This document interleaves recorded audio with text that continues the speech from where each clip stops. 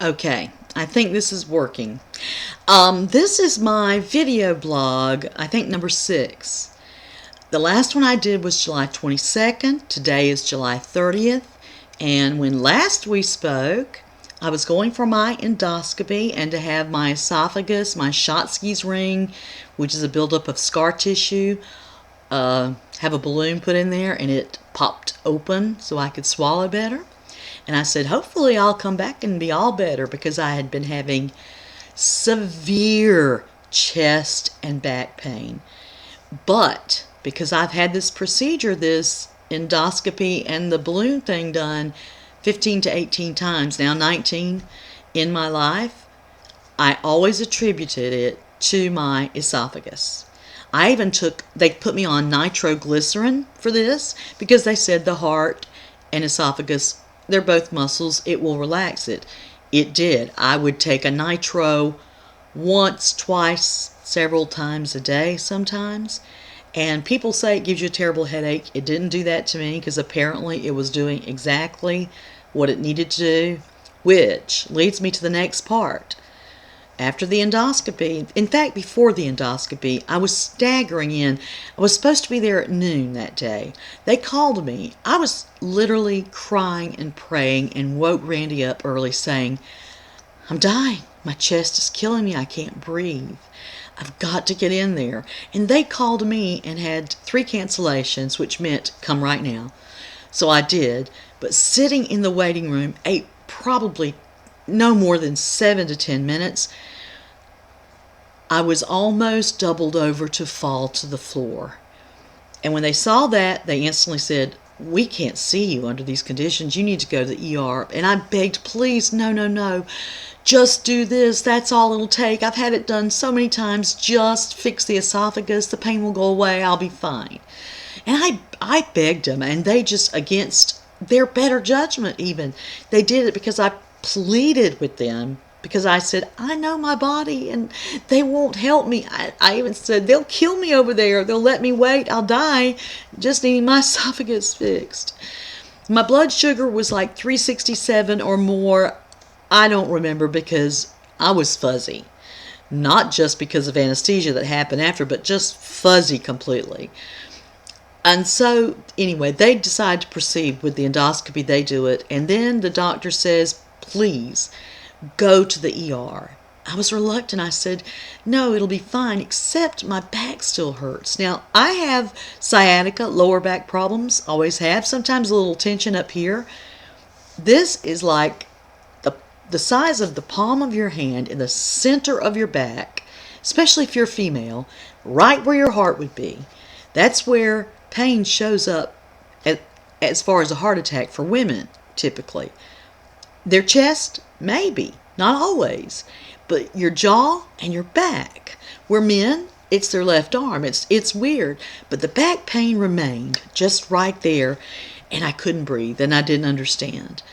And they said, please go, please go, please go. And I said, okay, fine, just to get out of there, I'll go over. And I went to our local hospital here, Piedmont Mountainside here in Jasper, Georgia. They tested everything, blood sugar through the roof, heart. Suddenly, I'd had 2 EKGs prior and a stress test that had come back normal. They did an EKG this time and some blood work, and suddenly it wasn't normal. And my enzymes, my heart enzymes, were elevated. Never had they told me that before. It obviously either didn't show up or it was building up. I don't know. And they said, we can do one of 2 things here. You have to have an angioplasty where they put the dye in your groin and it goes up to your heart. And they can also put the dye in other areas, but my particular cardiologist and who he referred me to used the groin area. Not a bad deal, honestly. We can do that here in Jasper, but we don't have yet the means to, if we find a blockage, to fix it. So it's either, if you have a blockage, we're still going to send you to Atlanta to have it fixed. Or if we find nothing, you're good to go. But why take a risk when you can just have it one time? So I go to Atlanta. by hospital, by ambulance, being tested the whole time, and the EMT there gives me oxygen after he's watching that I'm not getting enough oxygen in my blood through the finger thing they put on. And I get to the hospital, and fairly quickly they rush me basically in for the angioplasty.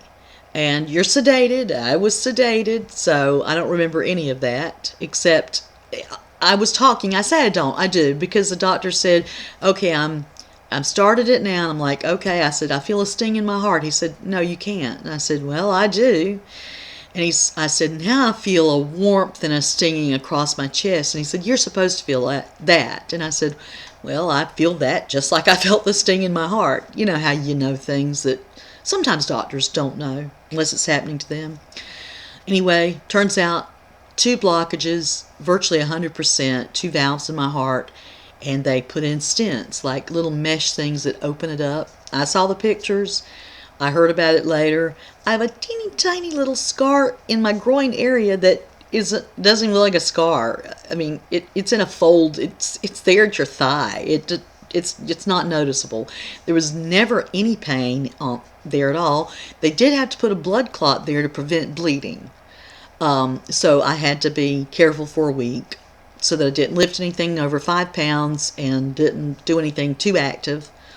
So that's to say that. But let me tell you, because of the diabetes, which actually is kind of worse, it can affect your pancreas. It makes your vision blurry. I now see through a thin layer of jello. That's what it feels like. These are reading glasses. I now have to use them to see distance. They are almost worthless for reading. It's like I need a magnifying glass on top of it. This happened overnight, and they said it would. They said it'll be temporary, about 3 months. Temporary? This kind of vision?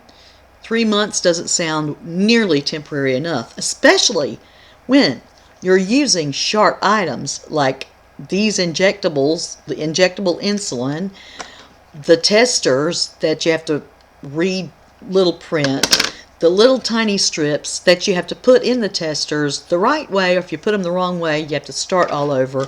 And of course, the handy dandy little blood tester that you cock and you prick your finger. And it doesn't really hurt. I really expected more. It always hurts the doctor's office more than it hurts for me, because they have me on a blood thinner, so it takes very little. I bleed quickly. And diabetics tend to do that anyway, apparently, free bleeders. But you don't want this. This is going to be backwards because of my settings here, but this is no sugar added peach chunks, Del Monte. Okay, 1 can of this is a few servings for me. This little thing, and it's, man, I wish I could read and see things. It looks like, I can't tell you how many ounces. I can't read it. That's how crazy it is. Low-fat cottage cheese. I will say the regular cottage cheese is a little tastier, but doesn't matter. I don't care, because I'll put some of the peaches, some solid white Star-Kissed tuna in water, not in oil. Make sure you get it in water. And egg beaters, or I get egg starts, which is the Laurelin, the Ingalls version of egg beaters, and it's cheaper, and it's just egg whites. I can have all of this that I want, all of it. I can also have 45 to 60 carbs per meal. I choose not to, because they told me I'd be doing this for 6 to 12 months. Nope, I'm not. I'm going to beat those odds. I've lost 13 pounds already, and that's with doing very little exercise, very little, just a little walking, low impact, but eating like this, and virtually 0 carbs. I may have a half an English muffin once a day. So even though they've given me the option to 45 to 60, I've chosen myself to say, no, no, no, this has got to stop quicker. Now, eating is important, though. An odd thing, I don't know if it's the insulin, I don't know what it is, but my appetite has gone to 0. So I have to force myself to eat, and that's hard to do. It's like being anorexic, and it may be psychological for all I know, that I now see food as poison. Even the good food, it's still like, well, if I didn't eat that, maybe, but not true. Your blood sugar will actually elevate if you don't eat 5 small meals a day. And so I have to force myself sometimes when I'm not hungry to do that. I'm going to get some shakes, some diabetic shakes, so that I can drink one. I can do that even if I'm not hungry. But please, I beg of you, don't go this route. First of all, these are $19.95. This is the tester to test your blood. You don't have to go to the doctor to do it. Test it. It should be in the 80 to the 130 or 40 range. 130. 80 to 130 range. If it's above that, you're in trouble. If it turns out to be 366, 387, stuff like it went with me, you're in big trouble. So do that. Go to CVS, $19.95, check it. And if you see an indication that maybe you're on your way to diabetes, if you have an unquenchable thirst, and I drank water by the literal gallons, I would drink likely 2 gallons of water a day, which is a sign of diabetes that I knew. But I couldn't believe it because I had regular blood tests every 3 months from my primary care physician. But sometimes if they're not looking for that, or if your blood sugar happens to be somehow in range or just slightly elevated, they will not pick it up. It has to be where it's really high, or they're really looking at your blood sugar. So don't trust those maintenance blood tests that you may be having. Get yourself one of these over the counter. No prescription necessary. Test your blood. Please. Get this stuff. Stop the fast food. No more Big Mac attack to make a heart attack. It's not worth it. Eat like this. This is fast food. I'm opening a can. I'm flipping a top. I'm pouring a cup of this into a pan sprayed with 0 cholesterol, 0 fat, 0 everything Pam. And I can have all that, all the raw or cooked vegetables I want. There are certain fruits that are no-nos. Grapes and bananas, for example, they have a natural sugar level in them, and I love those things. Thought I could eat those. That sounds great for a diet, not for a diabetic. So I'm begging you to please do these things, because life is worth it. To your health, for yourself and your family, is so much more important to do this and not this. This is what's happened to me since July 22nd. It could be happening to you. It is a silent killer. Diabetes is, and so is having valves in your heart that aren't working. You notice little things. You notice you're dizzy. You notice your vision's blurry. You notice you're out of breath quickly. You attribute it, in my case, I'm 57, you attribute it to age, you attribute it to weight, you attribute it to smoking, you attribute it to I work too hard or the heat, whatever your rationale is for it, it may not be that at all. Have your heart checked. Get an EKG, get your heart enzymes checked, get your blood sugar checked if you just do it yourself. Please. This is not worth it. It's not worth it. The blurry vision and the pointy things and the little indicators, very difficult. Not worth it. This, so easy. So much worth it. If this helps anybody, this is to anybody out there, but especially my family, if it helps you, please listen to me. Your mother hasn't always done the right thing. I'm speaking of myself in the third person. I haven't looked at my body like I should have. I thought, okay, I'm getting fat for the last 10 years. I'm getting old for more than, for the last 10 years. I look like my mother. It's expected. I didn't care. I really it wasn't about aesthetic beauty. It wasn't about how I looked so much. I really was okay. I have a healthy attitude about myself enough that it didn't bother me. But I didn't have a healthy body, and I didn't know it. I didn't know that I was shortening my life. Every ability I had was diminishing day by day. I didn't know. And they said this was for the heart stents, for the blockages, the two, the doctor said, this didn't happen overnight. This has been going on for a long time.